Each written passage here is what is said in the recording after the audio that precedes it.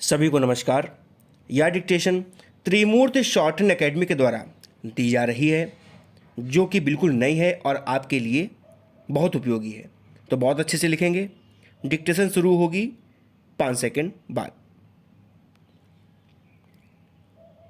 Yes, सभापति महोदय, इस समय विश्व में आर्थिक महाशक्ति के रूप में जापान की स्थिति परस्पर संबंधों के व्यापक मामलों में जापान के साथ हमारे द्विपक्षीय सहयोग को बढ़ाने के लिए प्रेरित करती है।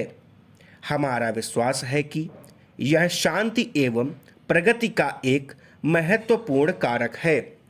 दक्षिण पूर्व एशियाई देशों से हमारे पुराने सांस्कृतिक और द्विपक्षीय संबंध रहे हैं। यह वह क्षेत्र है जिसने बहुत ही कम समय में तेजी से प्रगति की है। मेरी सरकार द्वारा किए गए प्रयासों से इस क्षेत्र के साथ हमारे पारस्परिक आर्थिक क्रियाकलाप को सुदृढ़ करने के नए अवसर उत्पन्न होंगे। मेरी सरकार आसियान और इसके सदस्य देशों के साथ अपने संबंधों को सुदृढ़ बनाने को प्राथमिकता देती है।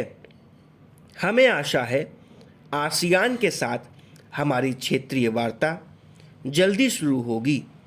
पिछले दिसंबर में हुए शिखर सम्मेलन के बाद आधुनिक विश्व में एक सुदृढ़ राजनीतिक और आर्थिक सत्ता के रूप में यूरोप का प्रादुर्भाव एक महत्वपूर्ण घटना है। यूरोपीय समुदाय व्यापार में हमारा मुख्य भागीदार और निवेश का एक महत्वपूर्ण स्रोत है और हम अपना सहयोग और अधिक बढ़ाने तथा सुदृढ़ करने के इच्छुक हैं। हमारे प्रधानमंत्री का सबसे पहला विदेशी दौरा जर्मनी का था, जहां उन्होंने जर्मनी के नेताओं से दोनों देशों के पारस्परिक महत्व और सहयोग के अनेक विषयों पर विचार विमर्श किया। हमने फ्रांस और पुर्तगाल जैसे अन्य प्रमुख यूरोपीय देशों के साथ भी उपयोगी वार्ता की।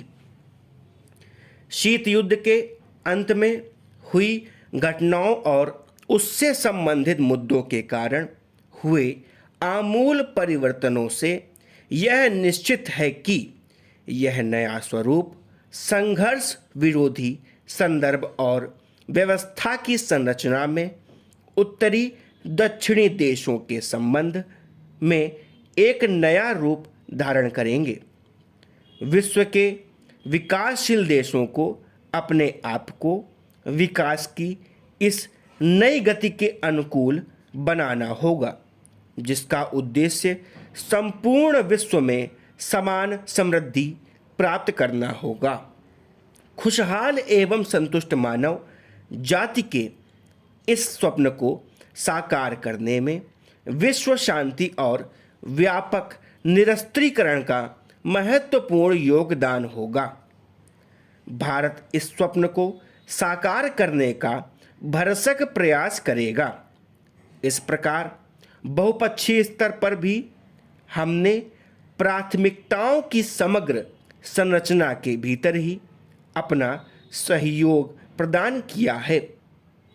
गुटनिरपेक्ष आंदोलन अत्यधिक तेजी से होने वाले विश्वव्यापी विकास के अनुरूप हो रहा है।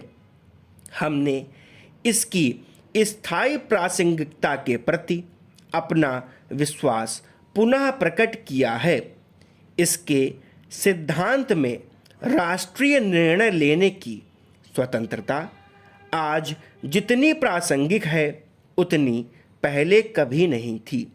G15 और राष्ट्रीय मंडल शिखर सम्मेलन जैसे अन्य बहुपक्षीय मंचों पर प्रधानमंत्री ने न केवल महत्वपूर्ण मुद्दों पर हमारे विचार व्यक्त किए, बल्कि बहुपक्षीय कार्यसूची के विकास संबंधी मुद्दों की प्रधानता और महत्ता को पुनः स्थापित करने की आवश्यकता पर भी बल दिया। धन्यवाद।